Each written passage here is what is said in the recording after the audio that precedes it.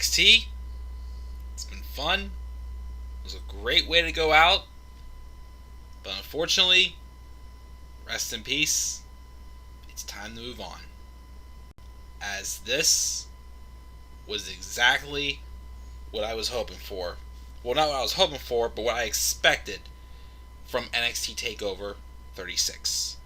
A good show, but a show that definitely felt like a swan song. It felt like a series finale. I don't know, anytime soon at least, we're going to get another NXT TakeOver from the past 10 years. What is going on, guys? This is the Club with the Man 1993. And, oh look, it's 8 o'clock on a Monday night. Yeah. What should most wrestling fans be doing right now? Watching Monday Night Raw. But as I said, if this weekend did not make me change my mind, then there's changes that are going to be happening starting this week. Hopefully just temporary. And of course, Monday Night Raw reviews, unless the show actually, catches something in the highlights when I check the highlights later, I'm done with Raw. Unless if, again, NXT surprises me and there's something that, hooks me to, want to see more of NXT, I'm done. So, this show, again, SummerSlam didn't do the job. NXT TakeOver, well, here's what I'll say. Definitely better than SummerSlam. Definitely better than SummerSlam, despite it being the show that followed SummerSlam. It was weird. This is the first time we actually had,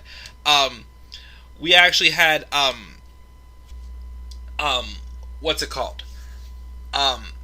First time we had SummerSlam go first, and then NXT go second, and somehow NXT ended up being the better show than SummerSlam. However, though, this show, again, like I said, I feel like, with the card, this could be a good show. And it was a good show. Couple little nitpicks I have about it. But to me, again, it felt like it was a series finale. NXT, basically, Nick Khan apparently had an interview recently where he basically tried to not say it the way we obviously know how the truth is, but he basically said that NXT is now focusing on not just building new stars, but building stars that we know are going to succeed on the main roster. And by that basically means stars that Vince McMahon wants to make. Basically, NXT is now starting this week going to be looking into Vince's vision and not Triple H's anymore. So with that, and how this show, was great, but didn't really make me look forward to much at all. To me, I thought, yep, it's time. It's time, and again, could be temporary, could be forever. I'm done with NXT. Again, this felt like a nice finale, swan song, this new philosophy and era to sit salty with me, and yeah, I don't feel like NXT is worth my time right now. I don't. So, I could end up still watching takeovers, just spend time with my friends, but as far as following along them, it's not really, like I said, not really making me feel like I gotta keep watching. But we'll go over each match, the 5 matches that happened, which all of them were good. I'm not going to say they were bad matches. They were all good. Couple little nitpicks, though. But I will still say they were all good matches. All the talent did a phenomenal job. And, of course, as expected, we do have a Match of the Year contender for sure on this card that happened as I expected. We got Tyler and JR. Tyler says hello, and he starts his 97 reviews season. Nice. JR says, Walter versus Samoa Joe could be an instant classic at the next NXT TakeOver. If they do that, I actually will probably watch that TakeOver. And I do agree, that could be a pretty darn good match. Especially with the match he put on this show. Absolutely. Walter and Samoa Joe, I dig it. Of course, they could maybe just call up Walter maybe to have him hang around the main roster and lose to Jeff Hardy. He already has lost on the main roster. He was the first person eliminated from that 3-team Survivor Series match when it was Raw, SmackDown, and NXT taking on each other, Survivor Series 2019. So who knows, but you never know. That could be a good classic. Joe's 42 years old. They didn't want to use him on the main roster, and he put on a hell of a match lasting in the ring with Kairi and Cross. Exactly. At least because he's too injury prone. I mean, yes, he got injured, but maybe a shorter schedule is actually, more better for him in this point in time. I don't know, but we'll see. I am starting to feel, though, him being in NXT is a little bit pointless, because other than Walter, who does Joe really have to compete with? I'm just being real. Who really is left at this point that you really must see with Samoa Joe? I mean, I'd say maybe Tommaso Ciampa and Johnny Gargano, but they're even watered down too. But let's get rolling, because I do actually have some work I gotta do. Again, I am going to try to start my sitcom reviews this week. The first one, again, once I get past the first one, because the first one is going to be involved with a lot of behind-the-scenes stuff I want to cover also. But once I get past that first one, I'm going to be rolling with those. I'm going to have more time to do my Harry Potter Let's Plays. Again, it's going to be some change, still wrestling content, but just some new stuff is coming this week. We opened up with a match, I figured. Well, first, actually, apparently we had a pre-show match. What's up, Mark, by the way? We had a pre-show match with Ridge Holland and Trey Baxter, and Ridge Holland basically squashed Trey Baxter. Of course, because Ridge Holland, although I am a fan of Ridge Holland, it fits Vince's vision. Trey Baxter does not. So, bye-bye, Trey. We had the $1 Million Championship match. It's LA Knight, the $1 Million Champion, versus versus Cameron Grimes. Woo! To the moon! To the moon! I'm going straight to the moon! Yeah, and the stipulation was, if Cameron Grimes did not win the $1 Million Championship, then Ted DiBiase, the $1 Million Man, was going to become LA Knight's butler. It was a good match. Solid match, I will say. Again, as you saw my predictions, a lot of these matches I was very back and forth on who should win. This was one of them.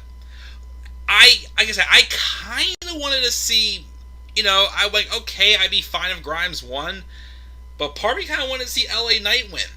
I feel like, with, the heat he was generating from when he won the title, and he immediately turned on Ted DiBiase, and then basically Cameron Grimes was going to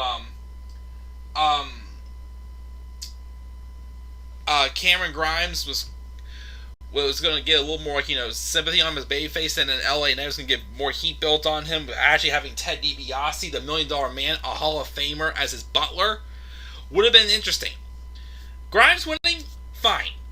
The only thing I will say, here's one of my little nitpicks about this. I'm not sure how I feel about Ted DiBiase getting involved, though.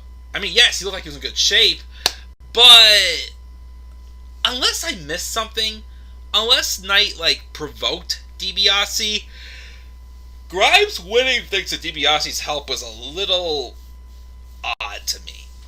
Yes, it was nice to see, DiBiase, kind of do a little bit of a throwback maneuvers or whatnot.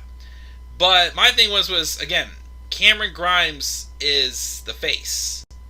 And unless LA Knight really provoked Ted DiBiase, who also used a tactic of, when LA Knight brought the title in, the referee got distracted, and then Ted DiBiase grabbed the title again, and put it back in to distract the referee as he put LA Knight in the submission maneuver. And I'm like, okay, I feel like this could be good if Ted DiBiase was more provoked. Just the fact that he just randomly did it, I was a little bit more, I don't know, like I said, I feel like it was a little it looked more like, like a heelish way for Grimes to win. And Grimes is the babyface. But Grimes wins, again, he is one of the few talents in NXT that is legitimately over. He's one of the few guys that's still on the roster that I am intrigued by. So, fine. Like I said, it's basically the end for me in NXT right now. So, enjoy. So Grimes wins that match. The second match on the card.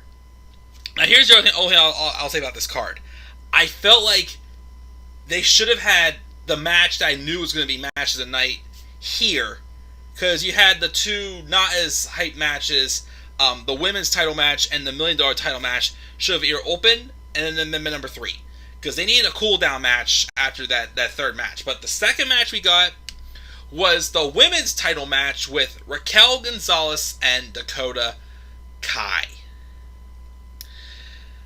Man, this was a good match, but dang it, I really wanted Dakota to win.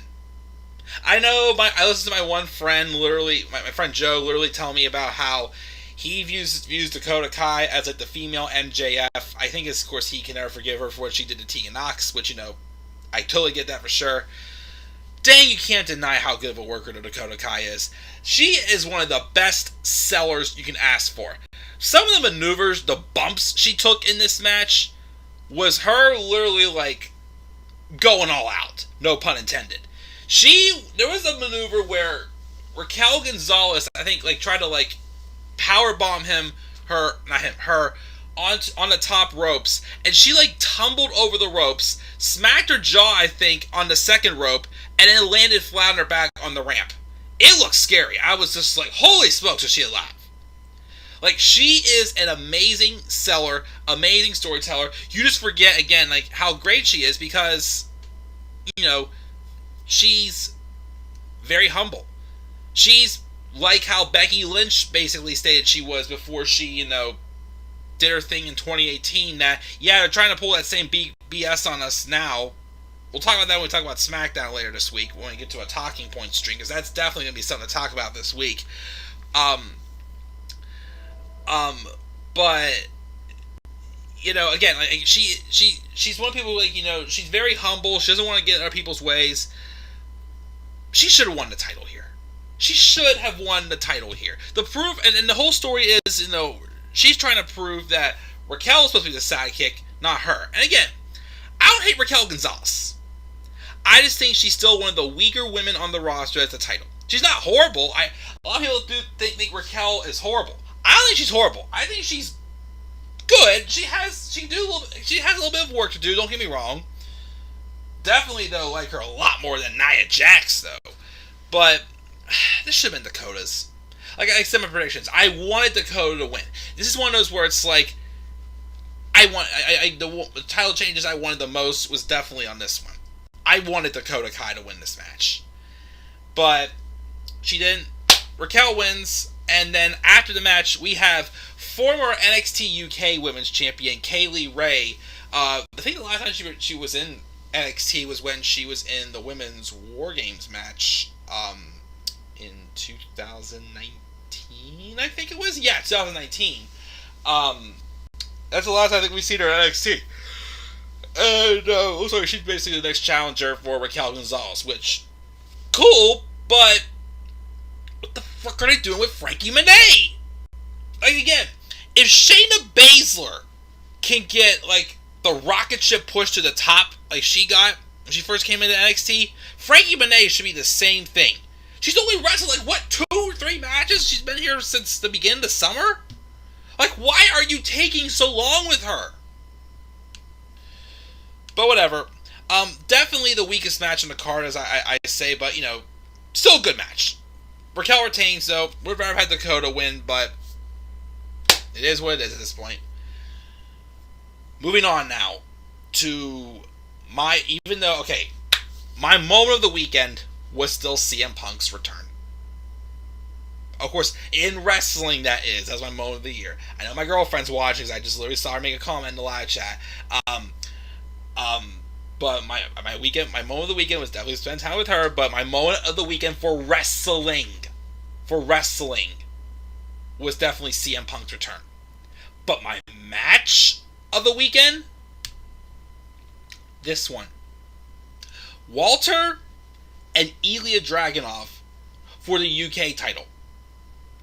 This should have been match number 2 on this show, as I predicted. Again, they had to have had a cool down match after this. They put the 2 out of 3 falls, 3 stages of hell match after this, following up with this. This, my goodness. Again, go back and watch their match on NXT UK from October 29th, 2020. Violent, brutal, beating the piss out of each other. Walter literally, he's had matches against, so many guys, like Tyler Bate, he's had a classic with. He had good matches with Joe Coffey. He did not beat the hell out of anyone like he did with Ilya Dragunov. And it really just digs more into the psychotic side of Ilya Dragunov. Again, the build to this, the recent promos, especially from NXT itself, were crap. I'll give it that. I'll be honest about that. The whole thing about Dragunov losing to Pete Dunne, which kind of lessened my interest in this a little bit, because why would they have Dragunov lose to Pete Dunne? Especially, if, he is a number 1 contender, and Pete Dunne, of all people, could not, and I mean could not, beat Walter. Remember that. Pete Dunne was not able to beat Walter. Why would you have Dragunov lose to that same person? But, like I said, Dragunov had to go to different places, different lengths to beat Walter. Again, Walter, just literally, not only was Dragunov's chest turning red, his chest turned freaking purple. Purple!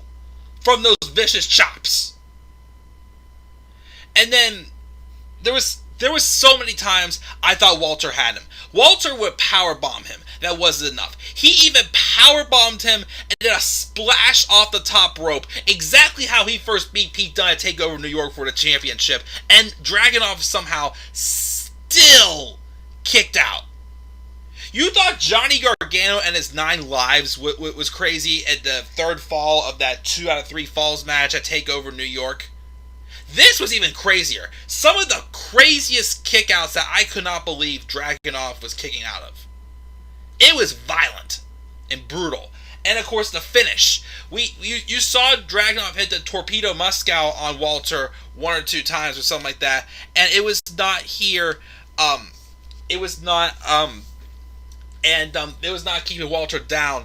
But then after a while I'm thinking, okay, if Walter's firing his best shots at Dragunov, and Dragunov's kicking out of his, or that of those, which are obviously much more deadlier than Walter's, what in God's name is Dragunov going to sink to put Walter away if he's going to win this? And there was freaking clubbing elbows. He constantly targeted the back of the neck of Walter. Viciously, he put Walter in a guillotine chokehold, or whatever heck you call it from behind. He got Walter to tap.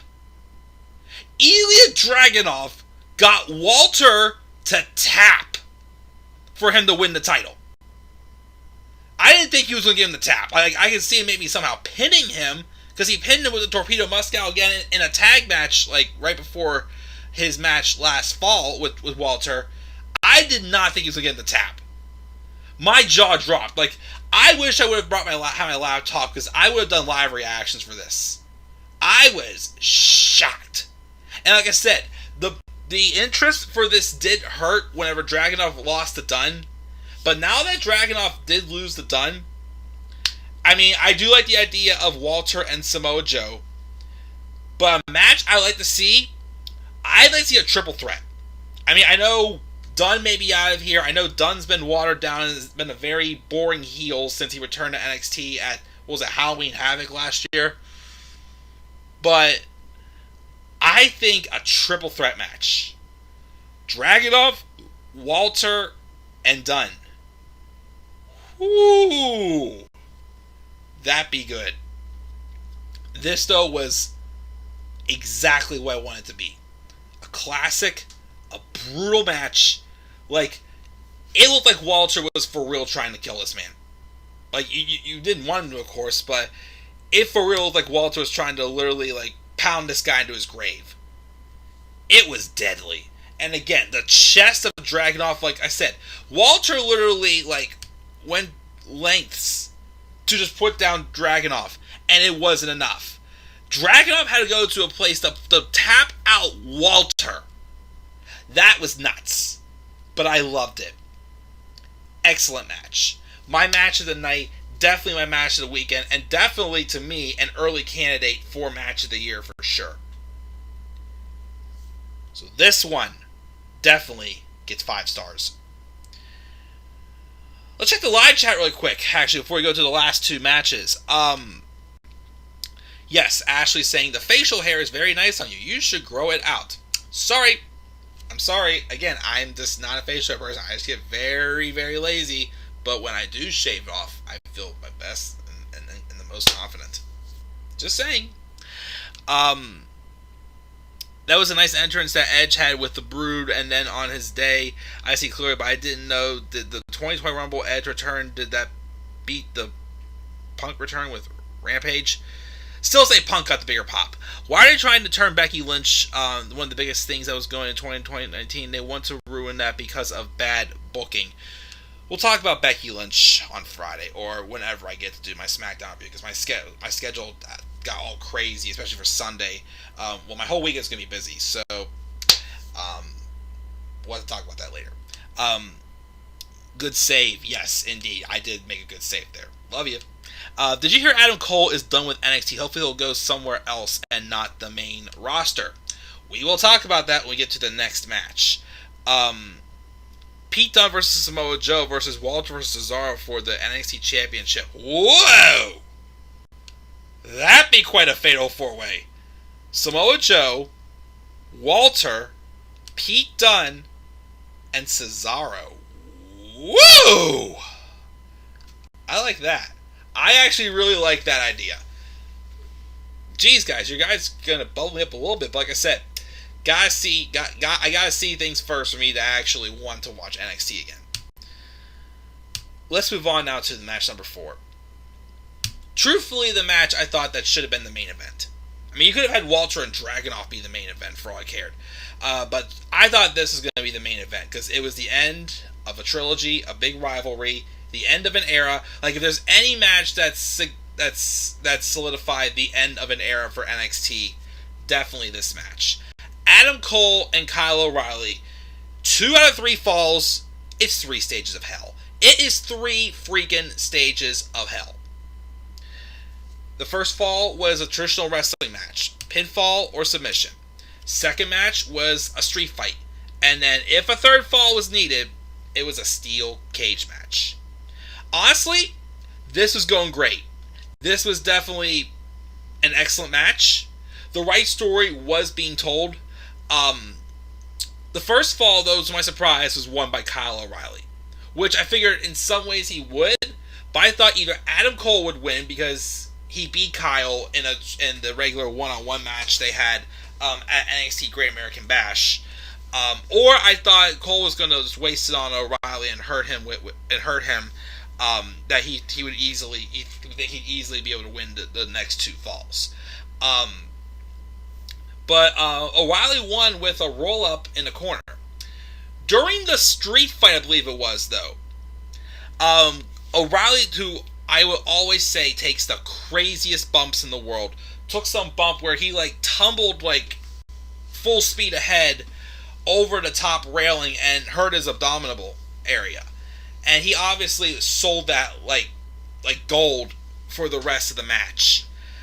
And Adam Cole took advantage of it. He took advantage of it so bad that Kyle O'Reilly at one point couldn't even throw a punch with his right hand.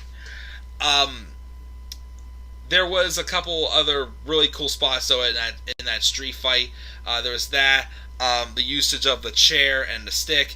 There was a time also where they both wrapped their hands in chains. That was vicious. Like I said, I remember Adam Cole doing his suplex thing he would do into the steel steps. He did it onto O'Reilly's back on top of chairs. It was, pretty physical, and, up to this point, the first 2 falls, very fast-paced, very well done. Definitely on my way to I wouldn't say match of the night, but a match of the weekend contender. Like, definitely one of my favorite matches of the weekend. And then Adam Cole won the street fight portion. And then, obviously, he had beaten down Kyle O'Reilly so bad that he threw O'Reilly outside the ring as the steel cage was lowering. And they had, doctors checking on O'Reilly because obviously he really hurt his abdominal area to make sure he was good to go. Cool. The match started for the steel cage. This is not even 5 minutes. And then right after Adam Cole ties up Kyle O'Reilly with a handcuff to the ropes, he then immediately gets Adam Cole into a submission maneuver, like a heel hook lock, and Adam Cole taps out not even 5 minutes after that steel cage match begins. And I felt deflated. I mean, yes, O'Reilly winning, I knew was going to happen. It was the right call. But that last fall, very deflating. Very rushed. It was not a good finish. It was a very weak finish to the match. They should have definitely done more inside that steel cage. It felt like the steel cage portion wasn't even necessary at that point. But O'Reilly wins, as expected. As far as where they go from here, again, Kyle O'Reilly, don't get me wrong, I like Kyle O'Reilly. I like Cool Kyle. But I'm still going to be real and say this. Even though he won the feud, I don't think it made him look like a main eventer. Like I said, I still feel he's like a mid-card. He's not someone that I can see beating a Karrion Kross or Samoa Joe, or even like a Walter or whatnot. I see him, if you're getting to the main roster, just being like a mid-carder. Maybe an IC or US champion, but he may have a little more ways to go if they are serious about making him a main event player. Because for now, like I said, I see him being nothing more than a mid-carder. As for Adam Cole, though, baby, rumors have it he has not signed a new contract with WWE. And apparently, his merchandise, 40% off. Signs may be pointing to Adam Cole leaving WWE and going to AEW. Because him at this point staying in NXT, pointless. He's done everything he can in NXT at this point. He has nothing left to prove in NXT. He's done it all. He's probably the best talent in NXT of this era, of the past 10 years. I do not trust him on the main roster, which is why I want him to go to AEW.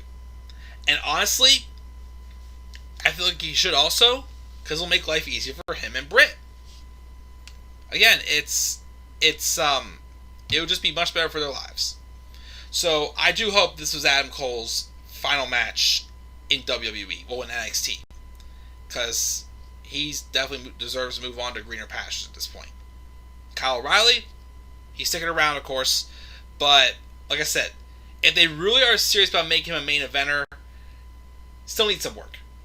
Good, but still needs some work for me to take him as a serious main eventer.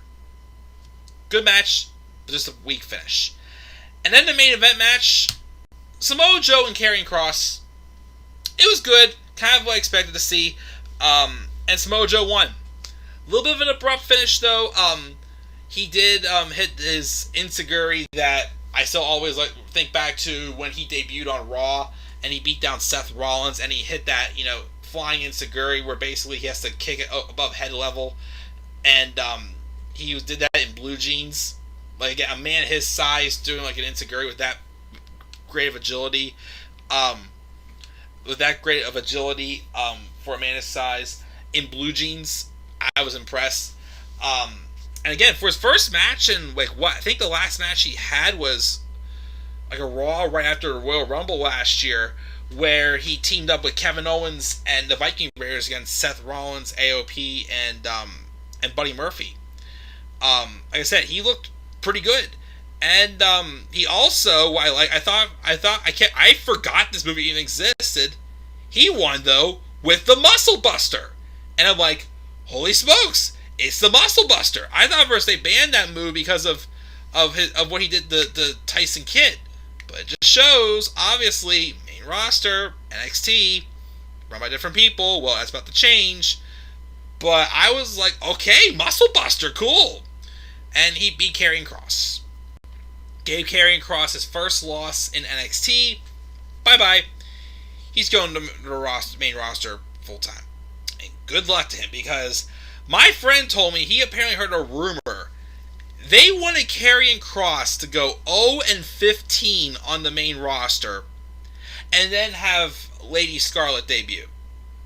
And also, Kross came out without Scarlett on this show. That still would have been a stupid idea to begin with. Not only that, but you would have had him do that as the NXT champion too. Really watering down my excitement more and more for this match. But it's over. Samoa Joe is the first ever 3-time NXT champion.